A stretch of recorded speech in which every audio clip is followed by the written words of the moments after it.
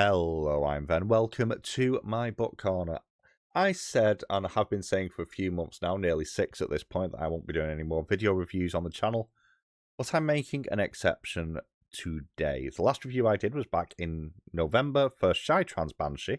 Link to that one above if you wish to check that review out. But I recently finished a horror novel, Grace, which is on screen now, by A.M. Shine. It was the audiobook version, so this was narrated by Deirdre O'Connell. And I've not seen many people talking about this one. It's a bit of a crying shame to me. So I thought I'd talk about it. I thought I would break the review hiatus. So this will be my review for Grace. I will not be doing this with my normal structure. So from a vague curiosity point of view for me personally, let me know in the comments down below if you've watched my reviews in the past and if you prefer this approach to the reviews or my older approach. This will be relatively spoiler free. I will do a spoiler section at the end as well if you're interested in that, where I go into a bit more detail about some of the things in here, although again I will try and keep spoilers relatively light for that as well, for events in the book. But with all that being said, what is Grace? So what is Grace then? So Grace, first off, is available at the moment in hardback, ebook, and audiobook versions. The audiobook is just a smidge under 11 hours. The hardback is just over 300 pages. So not a massive read by any stretch of the imagination. And this is a gothic, folkloric horror. This very much, just like The Watchers and Creeper before it, pulls very heavily from Irish folklore.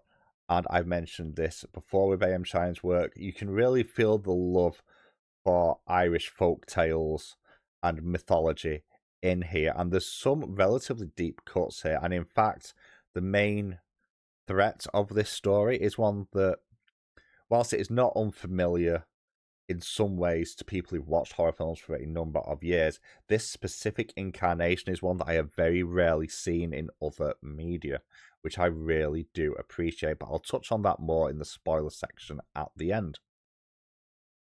The blurb does a great example of describing what this book is about. There is a small island off the west coast of Ireland, pretty isolated. People have deliberately forgotten this place because of basically its reputation for almost being a cursed island.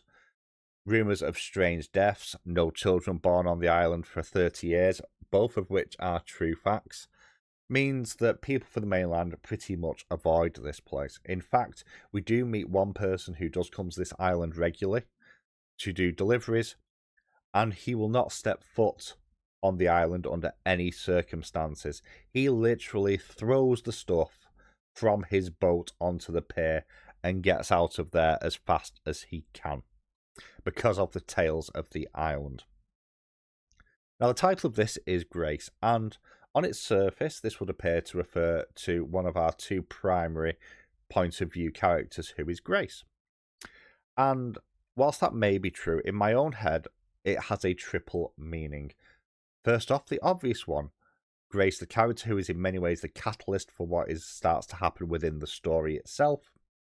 Secondly, and linked to our second POV character, who is a priest, in my head, this is kind of fetching the grace of God to this location. And the third one being the fact that the local population feel like this is over, that this threat was extinguished decades ago.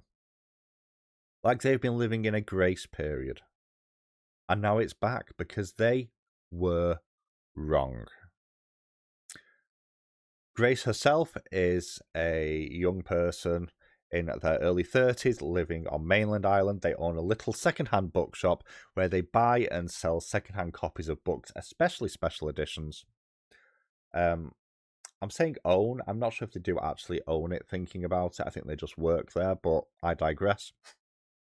And the story starts, the main part anyway, fairly innocuously, with their friend coming around with a couple of bottles of wine and a blind box that they bought off eBay or somewhere similar of books that have been left when someone have passed away.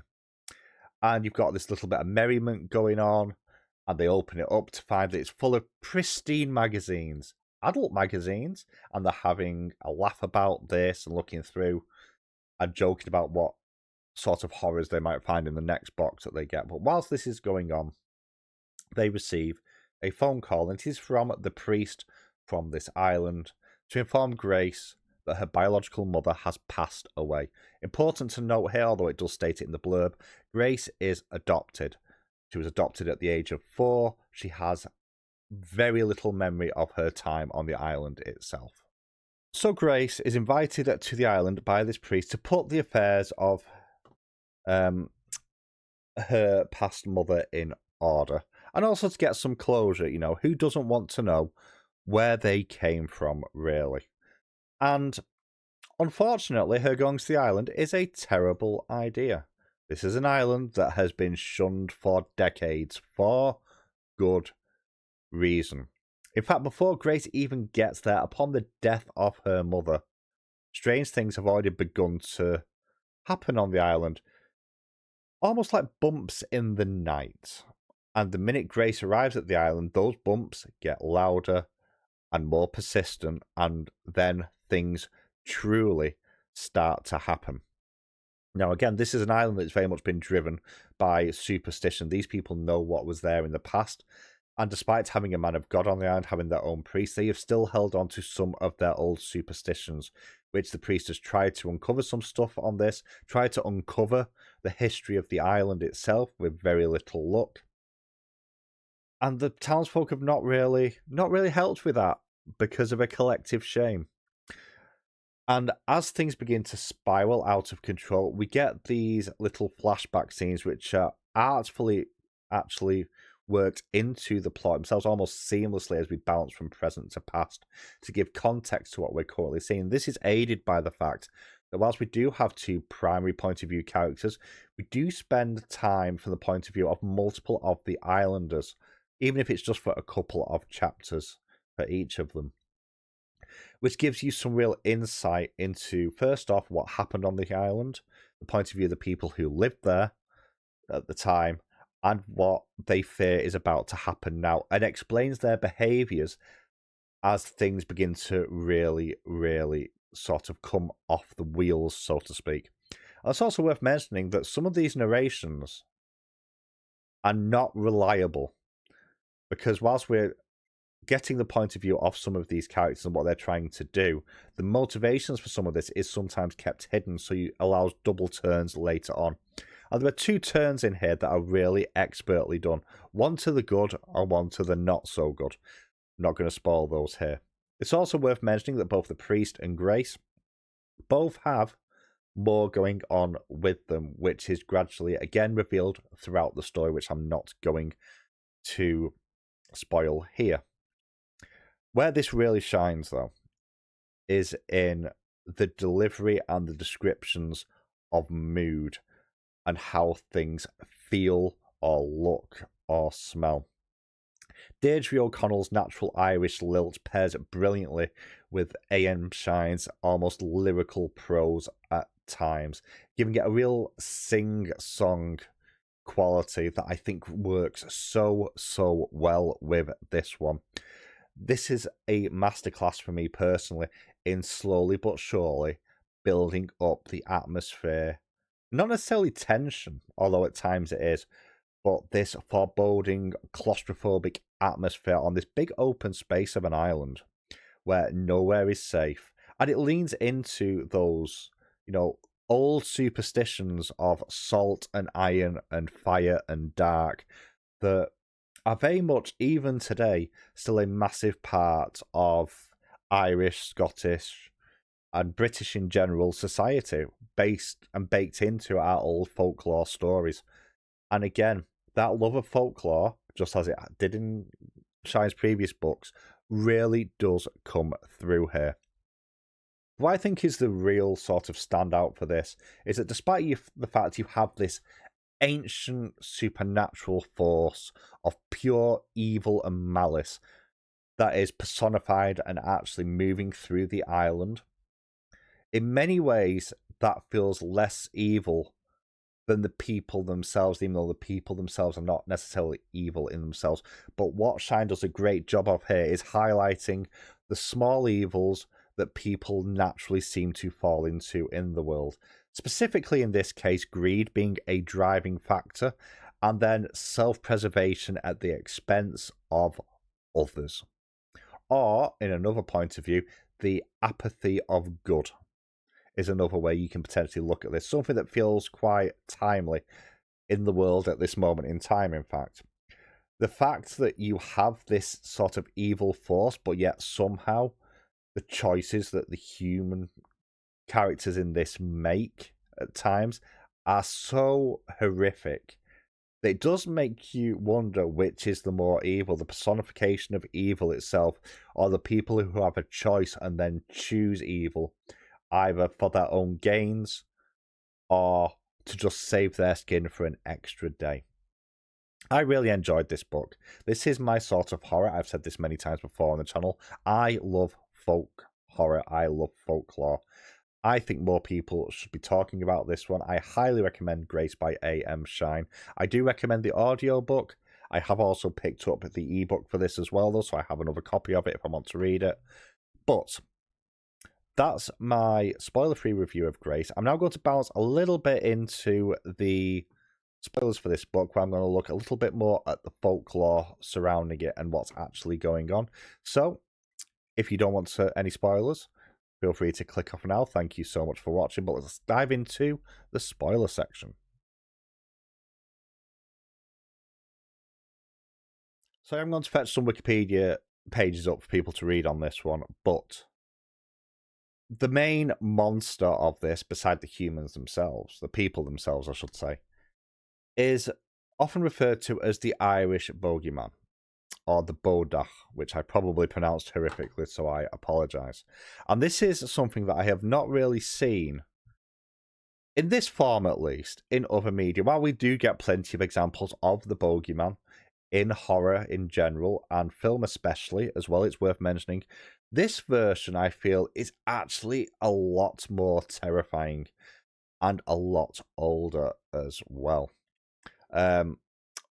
The Bodach, or Old Man, is often paired with Cailleach, or the Old Woman of Irish legend. And basically the idea of the Bodach is this is something that appears to be an old man. Or in the case of this story, it has made a deal with somebody and ends up inhabiting their skin. And can spend years inhabiting that skin, tricking people, often known as a trickster god, in fact. In many ways, to sort of make deals and get its own way. Although, in the case of this story, doesn't need to do that. It's kind of in the end game at this point, so it doesn't feel the need to make the body last, and that leads to some horrific imagery in this one. But the idea of this is the Bodach is often used to scare naughty children, just like the bogeyman has already kind of been used for centuries at this point.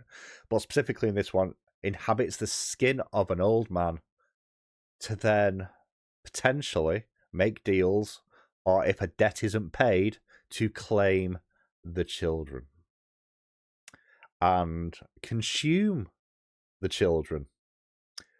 And it's horrific. It really is horrific. There's not many great pictures of Bodachs online, but you can look them up. But yeah, it's a really interesting antagonistic force. And the whole reason it comes back is because Grace sets foot on the island because she is the last child. And something about Grace's mother dying Grace's mother's life had kind of prevented this thing truly coming back because of something that they did, or that their husband did. And Grace's mother's last words to the priest were, "Do not let her set foot on the island." And the priest, thinking she probably wants some closure, ignored those last wishes. And this is what happens. You know, it's not good. Now, another thing worth mentioning here, Grace and the priest as well both have supernatural abilities of their own. They can both see the souls of the dead that have not crossed over. That is important, and it's important to the ending as well. Just a little side point there that's worth mentioning. It's more important in many ways for the priest storyline, as we get some reveals about them, which I'm not going to put in here, but they are not exactly what they appear to be because of their abilities and stuff they've done in the past. But just wanted to mention it here. But the other thing that's mentioned here is something that has a lot of historical context but has never actually existed, and that is the island of High Brasil, an island in the Atlantic Ocean off the west coast of Ireland. And this is a magical island that has appeared on maps back to 1375, and appears to be kind of a specific area of the sea that has been charted multiple times, although never quite in the same place, just before, just on the edge of the tectonic plate that Ireland sits on as it falls into the Atlantic. And this little island is referred to in this as a portal, because it does have mythological reference here. And this is a portal where things and creatures come through from other realms.